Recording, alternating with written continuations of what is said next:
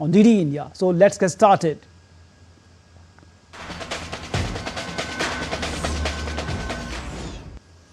MS Dhoni, the name echoes far beyond cricket. For CSK fan, he is not just a player, he is an emotion. Since 2008, Dhoni has been the heart of the Chennai Super Kings. 5 IPL titles, countless comebacks, unmatched calmness, a leader like no other. Year after year, he has kept everyone guessing, will he retire? With that trademark smile, Dhoni always said, wait till next season. This season was tough. CSK finished last. The chatter is louder now. And is it time to move on for MS Dhoni? Even at 43, Dhoni is sharp behind the stumps. His captaincy is still gold standard. But with the bat, he is not the same force. He walks in late, struggles to finish, and fitting him in the team means dropping a younger batter. Yet CSK still bets on him. Why? Because Dhoni is more than just a player. He is the soul of the team. Every decision runs through him. He knows transition is coming. He just wants it to be smooth. As the sun sets on an epic career, one thing is clear. No one has done like MS Dhoni. If this is his last dance, fans will cherish every moment of this.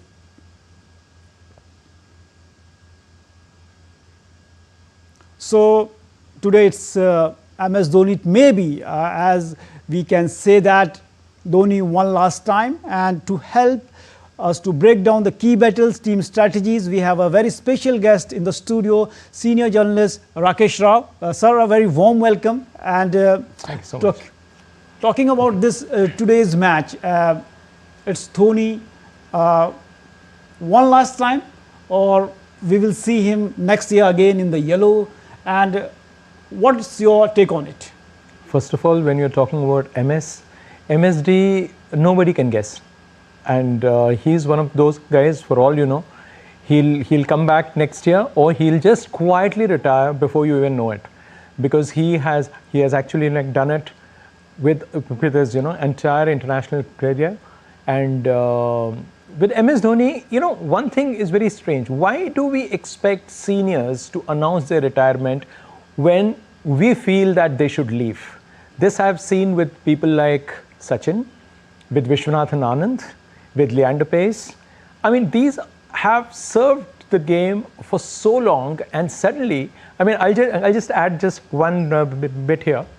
In 2013, Sachin retired, and that was also the year, within days of that, Anand lost his world title to a youngster called Magnus Carlsen. And journalists went to Anand and said, when are you retiring? So Anand was surprised. He said, why? He said, you are no longer the world champion, and Sachin Tendulkar has retired. Now Anand didn't know how to deal with it. He said, if Sachin has retired, it's his decision. And the day I retire, it will be my decision. So why do you journalists want us to retire? Now the same thing applies to MS Dhoni here. Let ex-cricketers, experts, commentators, journalists, all of us as a group, we can discuss it all day, all through. But the point is, it will entirely be Dhoni's call. He's not happy with this. Now it's up to him if he wants to leave on a high. Everybody said when CSK last won the IPL, that was a great opportunity for Dhoni to announce his retirement. But that is what people think, But MSD is MSD. MSD, you give him a chance, it's his decision. So I, for one, I've always believed that, well, this could well be his last match, so be it. But let that decision come, because MS Dhoni can surprise you like he did last year around when I remember he was asked, is this your last match? There he at least categorically said, no, this is not going to be my last match. This was not my last match. So, of course, this appears to be a stage where CSK is sad, CSK fans are sad. Dhoni has shown that he is struggling with the bat, and he has also got back his captaincy on a default, like on a rebound. But at the same time, you're not seeing that same stuff. Why? Because the team is not performing. CSK's formula has always been rely on experience. They have won IPL 5 times based on the same formula. But this time around, it didn't click. So does that mean this should be the end of the road for MSK? I mean, sorry, like a MSD? Not necessarily. So because of the immense respect that he enjoys, let's give him that respect for a bit longer and say that it is his call. I mean, we can sit here and speculate, yes. But the point is, MSD's career reflects that he has never allowed you that opportunity to actually, come to him and say anything that you think is right. The players, his teammates, they all try to do that, but MSD has kept his cards close to his chest all through.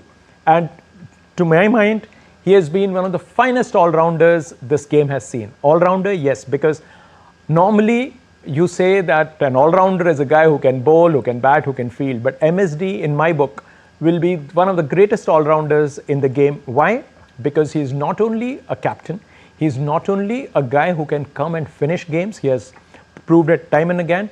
Plus, his keeping abilities apart, his ability to guide the bowlers where to pitch the ball and to read the game so well. I don't think there's any other wicketkeeper captain who has read the game so well. And MSD's results show that. And you ask bowlers, be it, Yuzvendra Chahal, Kuldeep Yadav, Ishant Sharma, Ashwin, all these guys will tell you in their own words that how the presence of MSD behind the stumps helped them get more wickets. That's why I say that his reading of the game has been amazing. So the day he calls it a day, it will truly be an end of an era. And I don't want to use it like a cliche, but seriously, you will never see anybody like MSD ever again. Definitely, we will not see a player like of his stature again. But talking about, as you mentioned, that he is one of the finest all-rounder, but as we can also say that he is the greatest match winner of all time, greatest finisher of all time, Yes, greatest captain of all time, having greatest 3 ICC. Captain, But in that sense, that he is the only captain to have 3 major ICC trophies, and also he took India at the #1 spot in the Test match at first time. But talking about this, he is right now 44 years old. Talking about the CSK's point of view, the franchise's point of view, still CSK can afford to build a team around MS Dhoni, or is it time we can say that to focus on the transition? And today's match, they won by 83 runs. And today we saw their young players are gunning. They bought, as you earlier mentioned, that they always focused on the finished products. But this time they were pushed to bring some new faces. And today, if you take a look, 4 players have the strike rate of over 200. This was missing. So do you think what it is for the transition, or stick, as you said, his individual decision, but from the franchisee's point of view? See, franchisee will never force him. He is supposed to be the son of that franchisee. He is the favorite son of that state, that city. I mean, wherever CSK plays, for them, it is like a home ground. It is much like Virat. They can play at any venue, home and away, it doesn't make a difference, because the people in this country go and watch individuals. Jersey number 7, jersey number 18, one for MSD, one for, Virat. These 2 jerseys are what these 2 you see everywhere. So for the franchisee to tell MSD, okay, Mr. MSD, you can now leave. No, they will never say that. So what they want is MSD has built that team. And he's not just another player who's 44 years old. His age apart, look at his agility behind the stumps. I mean, he has proved it even in this season that when it comes to alacrity, when it comes to agility, when it comes to reflexes, you can't touch him. Yes, his bat has failed him.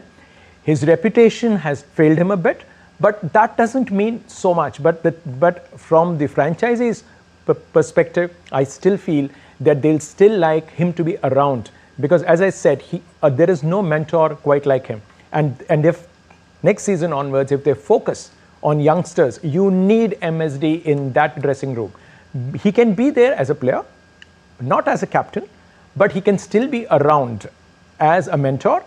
But you can't imagine CSK playing a match without MSD in its midst. So I still see that as and when MSD decides to call it a day, that will be, of course, as I said, it will be his call. But from the franchisee's perspective, I think MSD is indispensable.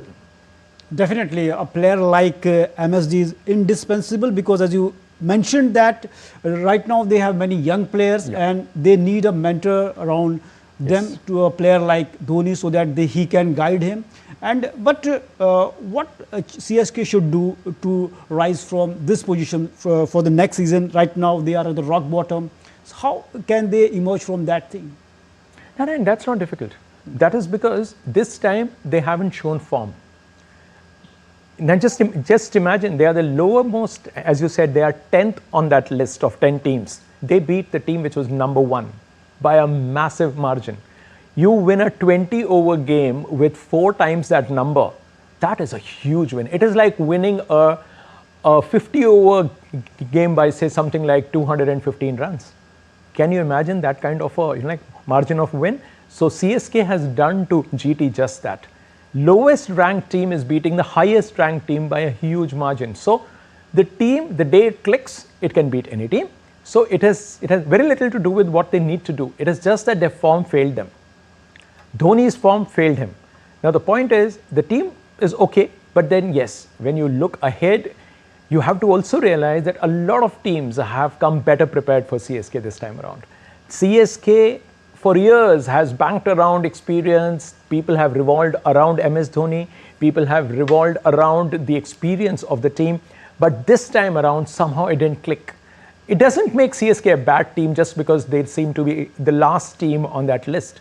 If they can beat GT, whose dream of being their number 1, it's still hanging in balance, because others can overtake them and overtake GT.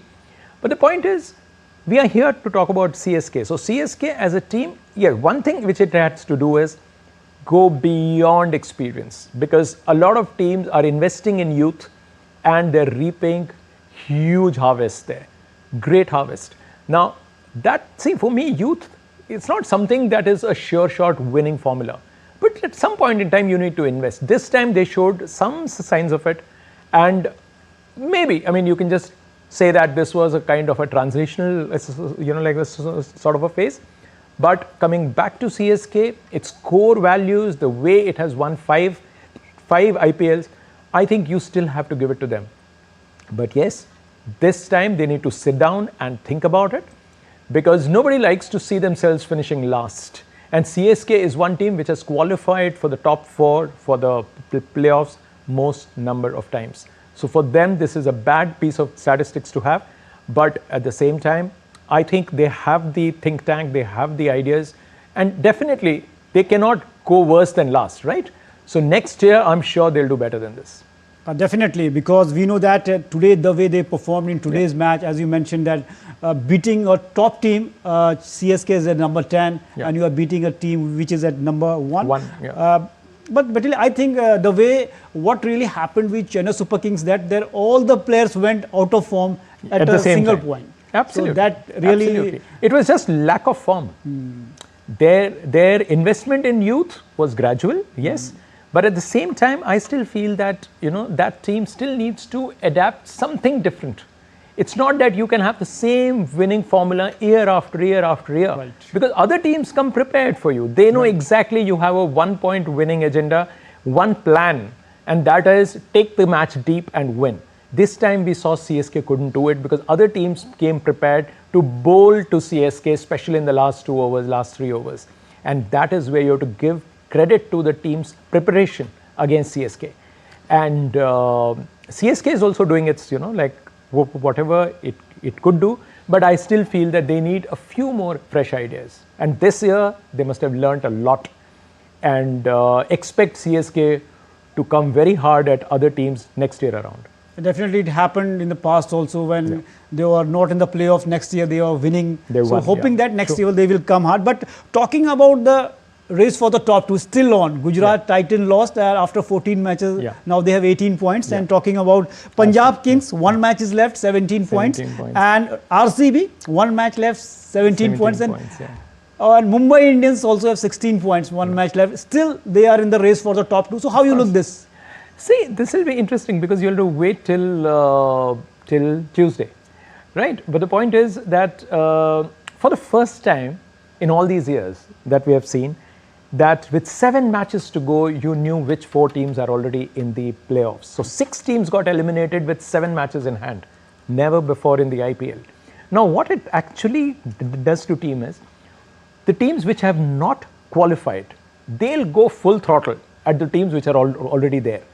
The teams which have already qualified, they don't have the same intensity left. They want to save it for the last 4 games, or the last 2 games, if you are in the top 2, and 3 games if you are in the if you are 3rd or 4th. So the point is that intensity is lost. GT is one example which lost the last 2 games, and both the games they lost rather comfortably. I mean, it's like the team which is looking so good, but in a way it's good that if their bad luck has ended with these 2 defeats, they won't complain. But the point is that last 4 matches you've seen that teams which are in the playoffs already have lost. GT has lost twice. So Mumbai Indians, on the other hand, nobody is talking about Mumbai Indians as a favorite. I'm really surprised, because that team is one team which has quietly sneaked in, lost 4 matches out of 5, the first 5. Then they won 7 out of the next 8. The momentum, if you see, GT has none, Mumbai has everything going in its favor. So watch out for Mumbai Indians. Even if it comes 3rd or 4th, they need to win 3 matches, and it's capable of winning 3 matches and the title. GT, RCB, and of course, Punjab, they are closer to that 1 and 2 spots. Now here is the tricky one. Punjab again, which has never won, they have the best balance, if you see, and that's a very un-star-like team. So Punjab, I trust Punjab to cause a surprise or 2 still, and GT will have to deal with this loss of momentum. RCB, they lost the last match, but they are still capable. See, again, a lot depends on their attack. Their batters have done the job, but their bowlers still don't give me that kind of confidence. But yes, it's still a far superior attack to what we have seen in all these years. So RCB, with its fan following, one of the most sought after teams yet to win the IPL, they will have that kind of confidence that this could well be our season. But don't write off Punjab, don't write off Mumbai. Definitely, Mumbai, the way you said that, they are the kings of the bounce back, the way they started absolutely. winning the matches in a streak, that's a big deal. But talking about today's match, that is SRH versus second match, the finalists of the last years, SRH won the toss and now they are decided to bat first. So what really went wrong with especially KKR, the defending champions? Okay, let's talk about KKR first. KKR, as a side, if you see, they again thought that their middle order or the late middle order will give them that impetus, which they have done all through. If you see KKR as a side, they have won most of the games after losing the first 5 wickets. They had all-rounders up there, bowlers who could also contribute with the bat, be it Andre Russell, be it as a guy who could bowl spin. Sunil Narine could turn the match around. All those guys were not consistent enough. Okay, and Varun is around. You expected him to do something there, but again, collectively they failed as a unit more often than not. So that team somehow didn't get going. They were winning odd matches here and there, but couldn't string together a lot of wins. SRH for me is the biggest disappointment of the IPL for me, because that team, if you look at it, as we normally say, if you have a balance of 60-40 between bat and ball, and even superior is 55-45, you are likely to win more matches than you are going to lose. But in the case of SRH, it turned out to be an exception, because they have a superb top order, people who showed form by turns. They have an attack led by the Australian skipper. Now you have variety in attack, you have variety in bowling, batting. Your middle order is clicking and you are batting at a rapid pace. Now with everything going there, why they couldn't string together wins, that surprises me. Their performance at home was a huge disappointment. Again, a lot happened with that team, but I'm still not able to put my finger there and say what went wrong with SRH. Because they had their, they had everything in their favor.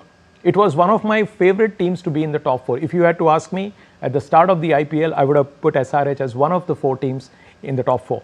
But very surprising. And of course, they have tried to make a comeback. And if they win today, they will be somewhere between 5 and 6. But again, it's not something which the team will be very happy about. But yes, SRH has invested in a lot of good individuals there, and that team is not very far from coming back and winning the IPL again. Definitely, the way they played last season, in every match they are scoring plus 200. Yeah. But this time around, do you think that the kind of cricket they were playing, a fearless cricket, there is a fine line between the fearless and reckless cricket, they lost somewhere there? Yeah, Narayan, see what happens is once you start expecting a lot from a team, just look at the way they started. First couple of games, they were on fire. Now, the other teams also know how to deal with it. Let's not underestimate other teams. Yeah. They are relying mainly on the first 3. That is the top order. Their middle order also looked sound, and their attack was reasonably good. Now, when this happens, it's very difficult to tackle a team like SRH. I think SRH lost it between the years. Once they realized that their top order is not clicking in game 1, 2, 3, 4, then they got rattled. And then they didn't know what to do with it. They expected Travis Head to score at least once in every 3 matches. That didn't quite happen. Okay? Ishan was good. Again, started off well, hit some runs here and there. Again, inconsistent. They somehow couldn't get their, the guys around to really score. Unlike GT. GT at least had 2 great openers who kept giving them good starts and stuff like that. Here, they were capable of doing, they could have beaten any team with their sheer prowess when it came to doing it with the bat. But somehow it didn't click. So SRH, again, if you ask me for the match today, although if you look at the last 5 games, KKR has beaten them every single time. SRH hasn't beaten them in the last 5 games. But today, I think it could well be SRH's day. Definitely, as you mentioned that SRH has played a fantastic cricket, but the way their opening, or especially Abhishek, the way he fired last year, the way Travis said, they failed to the expectation. Yes. Yeah. But overall, talking about the IPL, this in very short, what are the key takeaways for you? I think young openers. I think the way the young openers came out and showed that, okay, normally youngsters give you that excitement all around the world, across the spectrum. You'll see a youngster doing well brings in a lot of cheer. IPL is no exception. When you see somebody like, a teenager coming and scoring runs like that and hitting 6s at will, everybody gets excited. Now you see the left-hander openers everywhere. It gives you hope. Besides that, I think the bowling this time, that has been a disappointment for me. The kind of bowling which you expect, say somebody like Rashid Khan, he's getting tonked like a schoolboy. Right. Very surprising. But then that also means that players have come prepared. It's not just that a bowler is bowling not to take wickets. He's doing his best, but he's getting clobbered. Now, what I'm saying is this IPL will be remembered more for batters dominating the bowling.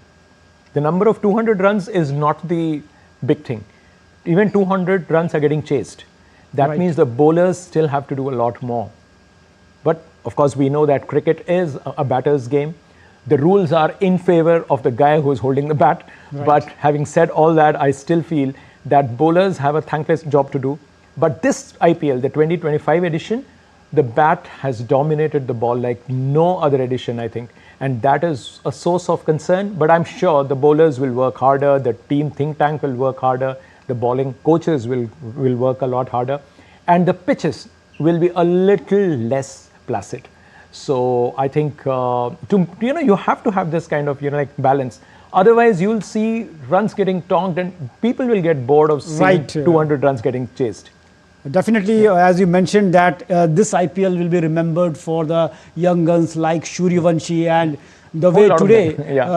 Mahatre, the way Punjab he has scored, too, Punjab, yeah, exactly, domestic yeah. players. So definitely thanks Rakesh for joining us and giving Pleasure. a wonderful perspective of this IPL today's match, and MS Dhoni too. Thanks Thank for you. Joining us. Thanks a lot. Thank you so much for and having me on with the show. that, Yeah. we wrap up another thrilling chapter of the Summer of IPL here on DD India. Legends may walk away, but their legacy lives on forever. If this was indeed MS Dhoni's final appearance in the IPL, then today wasn't just a match. It was about witnessing history. So we will be back with more action, insights and unforgettable moments as the battle for top 2 continues. Until then, stay tuned and keep watching DD India. Namaskar.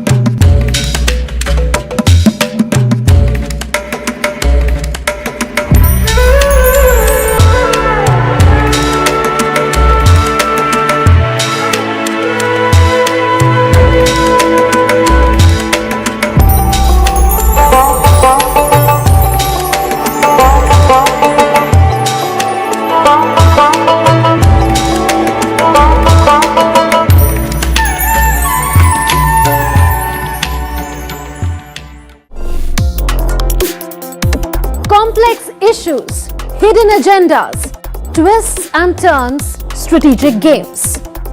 We think all dots are linked, we just need to connect them.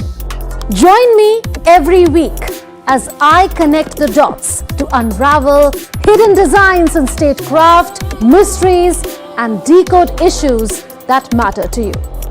Watch Connecting the Dots with me at these times on DD India. बिजली का bill, किराना, school fees सब हो गया। बन गया budget? हाँ, 5,000 बच गए। तो नई साड़ी ले ले? ना, पिछले महीने तो ली थी। एक और? नहीं, पहले बजट बनाओ, फिर छोटी-छोटी बचत को बैंक में सेव करो और पैसों को बढ़ते देखो। बढ़ी गई। जाओ भाई। आरबीआई कहता है वित्तीय समझदारी समृद्ध नारी।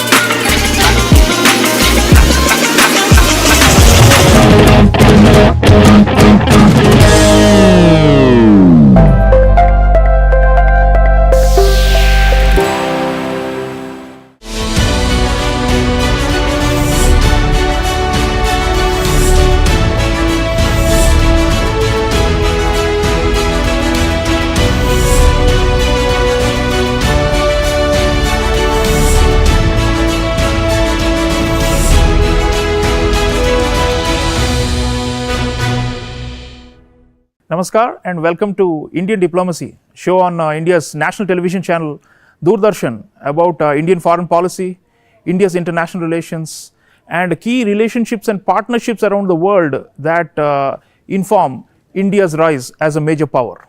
Viewers, this is a special episode focused on global perspectives about India, featuring 22 foreign diplomats from 20 countries who are here in India under the aegis of the Sushma Swaraj Institute of Foreign Service of the Ministry of External Affairs of the Government of India. These diplomats are from Asia, Africa, Europe, Latin America and the Caribbean and represent a wide range of countries and perspectives about India. So we are going to try and hear from them about their experiences of being here, what they are learning here and the relationship between India and their respective countries and regions. Folks, welcome to India and to Indian diplomacy. Thank you. Okay, so you are all here as part of the 72nd professional course for foreign diplomats that our Ministry of External Affairs is organizing. 72 is a big number. It shows, we have been committed to capacity building and training of diplomats of friendly countries for a long time. So it's been several decades that we've been doing these courses. So I'd like to start by, bringing you in, some of you, on what you've been learning here and how this training has been. And I believe you are not only learning about Indian foreign policy, but also the nitty-gritty of new and emerging areas in diplomacy and new practices and developments in the field. So it's a kind of a professional course that's also supposed to help enhance your own skills and abilities as diplomats. So if any one of you would like to come in first and talk about this training and how it has been so far, and what you have enjoyed and what you have learned so far in this training, that will be useful for our viewers, because people don't necessarily know the kind of capacity building training projects that our ministry does. It's known only among elite circles. So we would like the general public to also know how India is enhancing or building your capacities. Anyone would like to come in on what you've undergone so far in the training? Yes, ma'am, please. My name is Joanne Moore. I'm from Jamaica. I work at the Ministry of Foreign Affairs and Foreign Trade.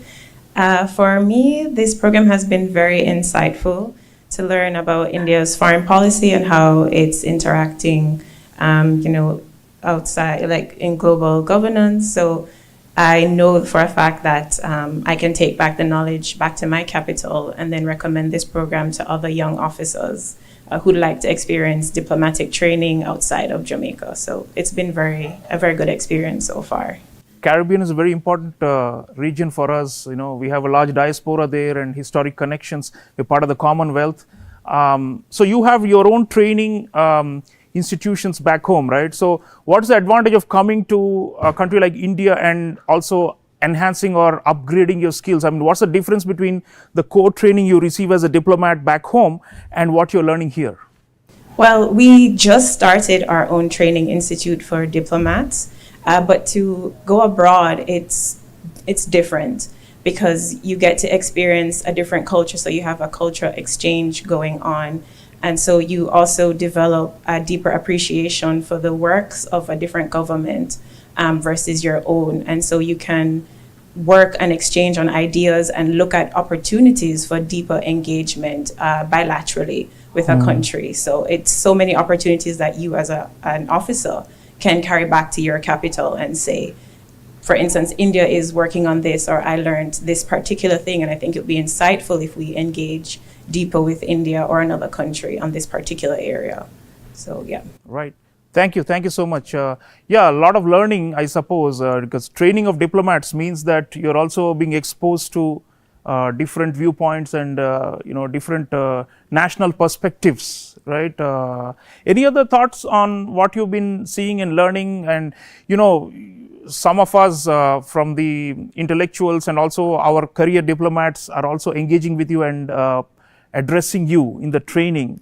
So anything you've observed about Indian foreign policy in particular from this training, or generally from the relationship between your country and India, that will be useful for our audience to know as well. So would anyone want to come in and talk about the cooperation between India and your country and your region and what's happening there? And is there anything additional you're picking up from this training that will potentially boost our bilateral or regional relations? Yes, ma'am. Thank you very much. My name is Yulia. I come from Moldova, which is a country in Eastern Europe. Back home we refer to our country as being in Eastern Europe, but as we learned here in India, you are looking west. So for you, we are to the west. Yeah. Let's say that. And I'm very glad to be at this course. It's my first time here in India, and we have recently opened our embassy here, which was inaugurated in December last year during the visit of our minister to India. So as I said, Moldova is a country in Europe. We are culturally and geographically situated in Europe, but we are looking to the world. We are looking to develop our engagements with friendly nations around the world. So that's why India was a natural choice for us. And we're different. India is big compared to Moldova. Of course, we can fit like Moldova maybe 15 times only in New Delhi. That's to give you the scale of the two countries. But this does not mean that we do not have opportunities to cooperate. For example, in Moldova, we have a large community of Indian students who choose Moldova for their university studies, in particular for medicine. And at this course, we have studied about how important in diplomacy it is to build the people-to-people links. And we have also Indian professors and lecturers shared with us India's vision about one world, one family. So we can say that by hosting Indian students, we are also contributing